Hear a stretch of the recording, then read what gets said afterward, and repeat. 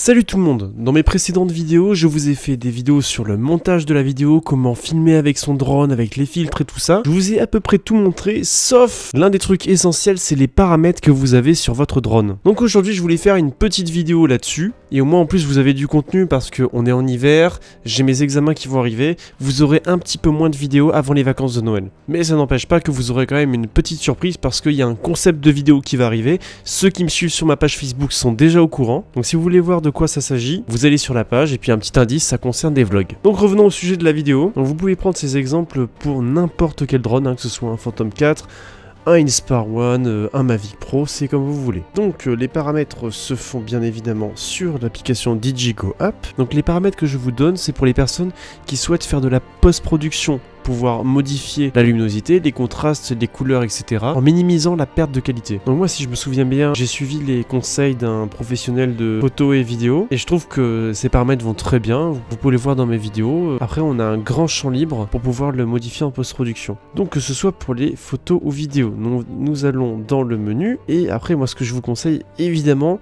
c'est d'utiliser la 4K. Vous aurez une image superbe, mais après, puisque nous sommes sur YouTube et que ça sert à rien de faire des formats 4K, je vous le dis, prenez un format de base sur votre logiciel de montage en 1920-1080 et vous divisez la taille de votre image 4K par 2, puisqu'elle est 2 fois plus grande, et ça vous permettra d'avoir 2 fois plus de pixels encadrés dans un format de 1080. Donc je sais pas si vous m'avez bien suivi, mais en gros ça permet de profiter de la 4K sans mettre du 4K sur YouTube. Donc moi je suis en 4K 30 parce que j'ai un Phantom 3 professionnel. Après, si vous pouvez faire mieux que du 4K 30, évidemment faites plus. Le format vidéo, hein, MP4 on touche pas, après on est en NTCS. La balance des blancs, je suis en automatique. Après, vous pouvez changer par rapport à l'ambiance que vous souhaitez avoir dans votre vidéo, mais dire pour le quotidien et éviter à chaque fois de tous les jours changer et tout ça, et ne pas se prendre la tête et avoir un paramètre pour chacun de nos vols, le mieux c'est auto. Ensuite pour les styles, donc moi j'ai recopié les styles que le mec avait affichés dans sa vidéo, donc vous avez qu'à faire pause et vous mettez tous ces styles là, c'est pour que ce soit le plus neutre possible. Et puis après pour le format de couleur, il faut évidemment et impérativement choisir D-Log. Le format de couleur D-Log, ça vous permettra d'avoir une image la plus neutre possible, donc pour ceux qui connaissent le jargon, c'est à plat. Et puis c'est à peu près tous les paramètres qu'on peut faire dans le format vidéo. Après, je vous laisse regarder.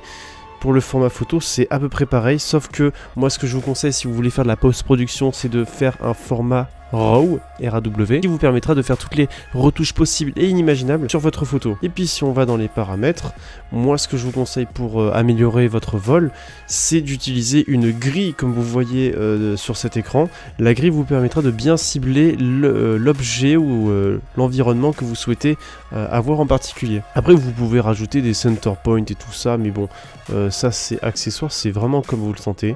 Et puis après, hein, c'est tout. Si je peux rajouter un petit bonus à la vidéo, c'est de vous conseiller de mettre votre retour à la maison à plus de 80 mètres et donc le reparamétrer parce que par défaut, je crois que c'est 30 et c'est vraiment pas beaucoup si vous êtes dans un endroit où il y a des arbres qui sont très hauts ou que vous avez des câbles à haute tension et tout ça. 80 mètres, c'est vraiment, je pense, une grosse précaution à prendre. Donc voilà, je pense que c'est tout. J'espère que c'est suffisant. Si j'ai oublié des choses, eh bien, précisez-le moi dans les commentaires et puis n'hésitez pas à regarder les commentaires de la vidéo pour avoir plus d'informations, pour donner vos conseils de paramètres. Si vous avez des idées de vidéos, n'hésitez surtout pas à m'en suggérer, ou même s'il y a des formats que j'ai fait dans mes précédentes vidéos qui vous ont plu, n'hésitez pas à me dire que vous souhaitez voir davantage de styles de ce vidéo. Puis évidemment, si la vidéo t'a plu et que tu penses qu'elle peut être utile à d'autres personnes, ben, like et mets un commentaire, ça me fera extrêmement plaisir, ça soutiendra énormément mon travail. Donc je vous dis à très vite, portez-vous bien.